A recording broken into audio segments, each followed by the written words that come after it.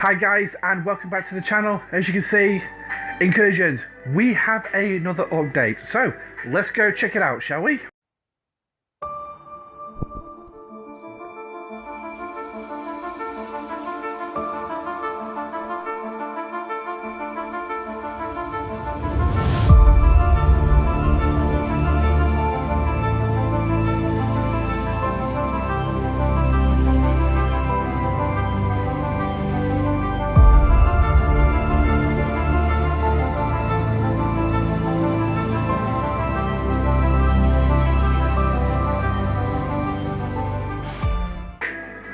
Okay, so this morning I woke up to this message on the game announcements on the the STFC official Discord site, saying that last week was given a hint. I obviously did a video giving you what I think, which was basically a free-for-all, go into each other's servers and blow the crap out of each other. Obviously today we've got some more news on what to expect. Now, I have already viewed this and it does fulfill some of what I mentioned. It also does bring up some of the comments in that was attached to that video as well. So there are going to be limitations and things, yeah. But what worries me is, here's your lovely image, is that there. Transfer into rival server. This may take a few minutes. Your game will refresh when completed. This can be a problem for players that suffer with severe lag at the beginning of the game, just getting it loaded up if you're transferring to another server. So it does mean you're going to be able to transfer to another server, but it's not going to be just your ships. Yeah. Let's jump into the announcement then, shall we? So obviously we'll say yes, we do trust it. So. And yeah, you can tell the time I'm recording this, 09:38 UK time. So I'm managing to get this. I finally managed to get my kids off to school so I can actually do some work. Right, so commanders, last week we teased of a new feature, Infinite Incursions, is coming to Star Trek Fleet Command. And today we'd like to provide you a little bit more information on what everyone can expect once it's released. So let's look at the details. So what are Infinite Incursions? It's a new type of event that pits servers against each other in a battle for dominance. So we all know that. We all know how the server versus server works. So it's basically just an extension. During the Incursions event, servers are matched 1v1 based on criteria such as server age and population. So which means ideally you're going to be matched with somebody with a similar amount of population, so it's roughly a fair battle. So if you have alliances that you do not talk with, you do not interact with, get them on board. I cannot stress, get them on board, because you are going to need them. Players can relocate their bases to the server they are invading for the duration of the event. So yes, you can send your entire base over. Ooh. The event scores off the entire server's efforts. There's the problematic one. This is why I say you need to get everybody on board, because it's going to require everybody to actually help.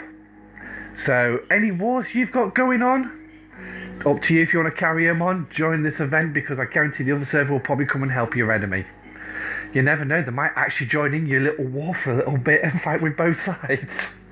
Could be fun.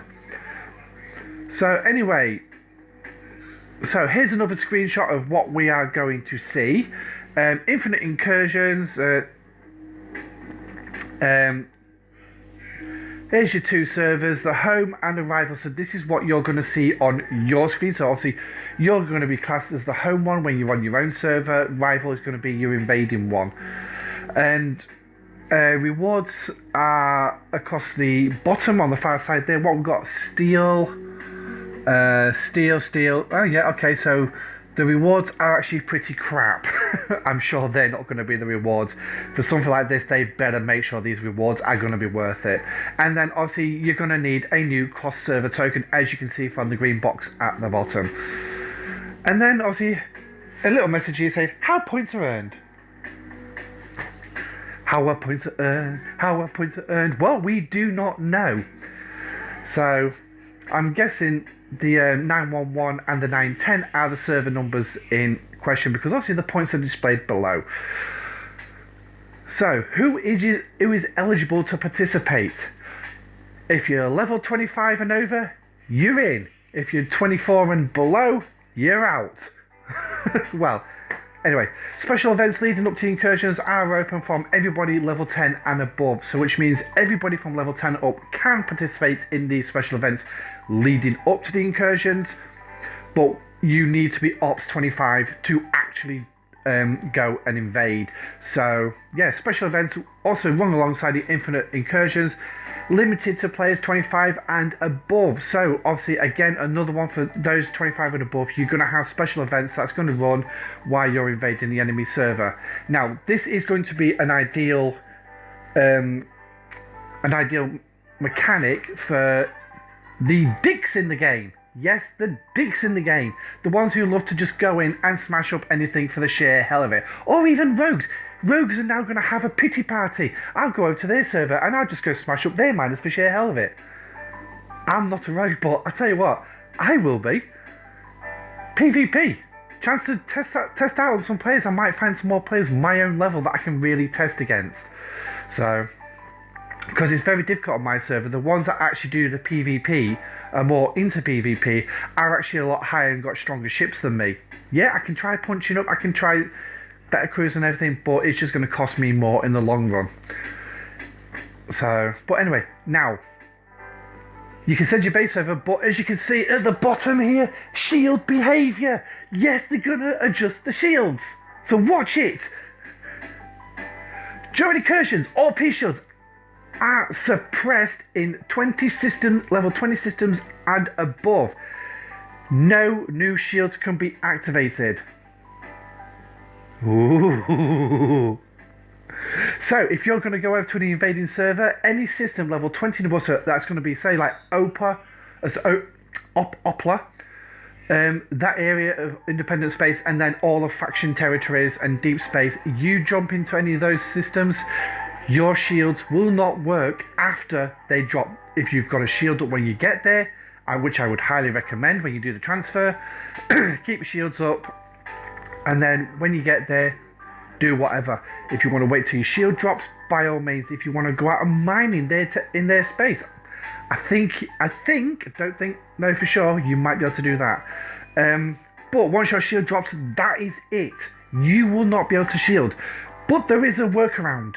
There is a workaround, and it's displayed next. Shields will be back up after the incursion ends.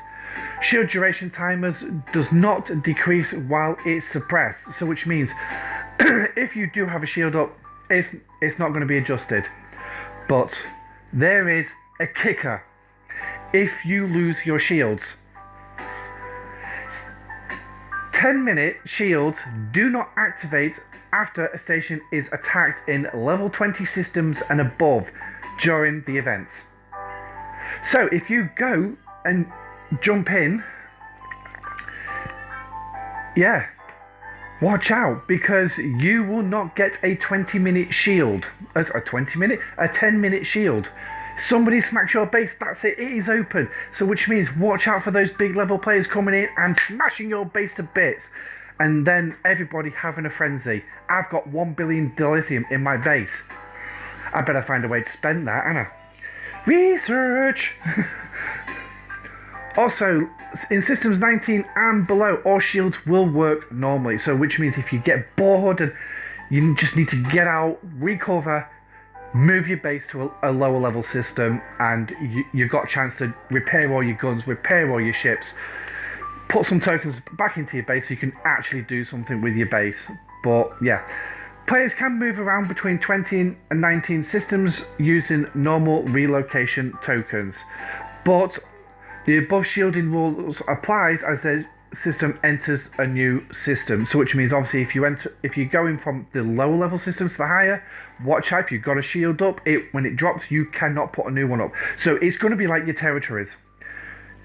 If someone comes in, takes your territory off you, you've got a base in there with a shield up. Once your shield drops, that's it. You cannot reshield. And unfortunately, when someone comes to smack your base, you will not get a 10-minute auto bubble. So once your shield goes, that is it. You're cannon fodder. You're free food. So bear that in mind. Now, invading servers. Players can spend incursion conduits sourced through the events and offers to invade opposing server. Upon invading, players are placed in the exact same station slot as they are occupied in their home server, including in territory systems. Should that slot already be filled, they will be placed in the next available slot in that system, or another should all the slots be filled. So basically, it's similar to server merges. I think this is something they've taken away from server merges and doing it to bring it into this event. Your base will literally just be picked up from your server, moved over, and dropped back into the other server in the exact same location. So basically, alternate reality. So 134 for me is my prime reality, and the other server that we've normally been pitted against is 142. So for instance, it's going to be them. My base will be simply picked up from my prime universe to the 142 alternate reality and dropped in the exact same place. So there we go. Or if you want to put it simply, let's say the original series, the episode, I can't remember its name, where Kirk, McCoy, Uhura and Scotty beamed up from a planet after doing a peace negotiation to try and get some trade with the planet, beamed up to the Enterprise and ended up in an alternate reality. The Enterprise was in the same system above the same planet, but the Enterprise in alternate reality was obviously there to go smack them if they did not comply. So it's literally up and down. I don't know if players will remember the old... I'm just throwing some examples out here. This is another one that I remember, and I love this game. The old Super Nintendo game called Zelda. When it used to transfer between the light world and the dark world, and you literally was in the same place, just in a different world. So maybe something like that. So for those who do remember the game Zelda of the old SNES, then yeah, you'll know what I'm talking about. But anyway, also incursion conduits, obviously a new currency. Yes, another currency, but it's going to give you the ability to actually go to the other servers. So those who like to spend a lot of money are going to be able to source it through the in-app purchase store, and they will be invading quite regularly. Those who are free to play, unfortunately, events are your only way to get it, and that's if you want to do it. So let's move on. Invading players can spend normal relocation tokens moving between systems after invading, so you can jump around their territory. So if you find something of juicy worth, you can move your base, but be aware, yes, you'll move around this. When you get there, make sure you've got a good shield up, go exploring, find some juicy targets that satisfy the server events, unless, like I say, unless you want to be a dick, and then move your base accordingly. Plan it out. Don't just go in willy-nilly. Plan out what you're going to do. So as you've already seen, there's going to be events leading up to these incursion events, so which means we know there's going to be one coming up. So get yourself ready for it. Right. Next one, server-wide buffs for the winning server.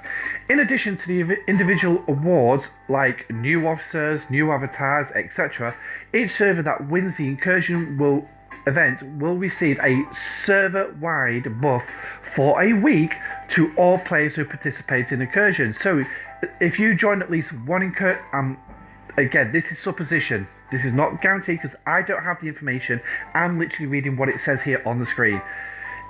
As long as you participate in at least one incursion, you will benefit if your server wins.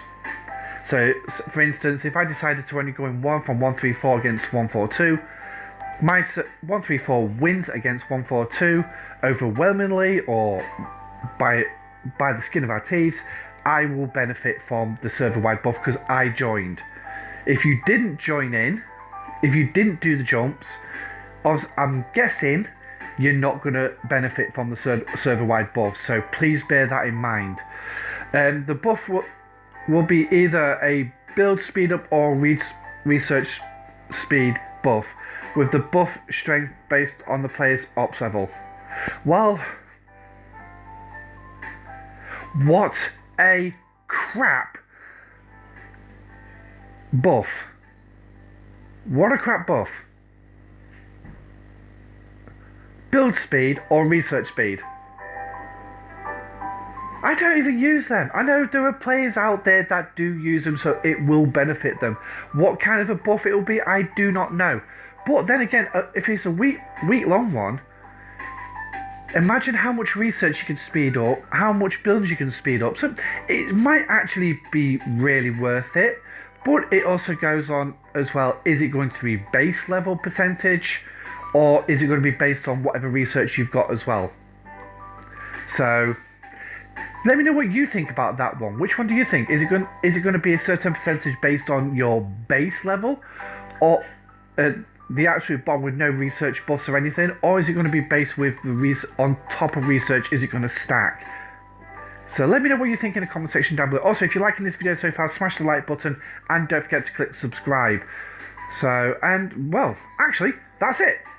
There it is. So what I will do is leave you with that on screen, just as a friendly reminder that we're going to, obviously this is going to be a new mechanic, so please bear in mind that there could be hiccups, there could be problems, there could be lags, there could be bugs. You know what, this is Scopely, anything is possible. I've been your host for this episode. I'm Admiral Pegasus, and all I can say right now is I shall see you on the next video, so stay safe and live long and prosper. Goodbye.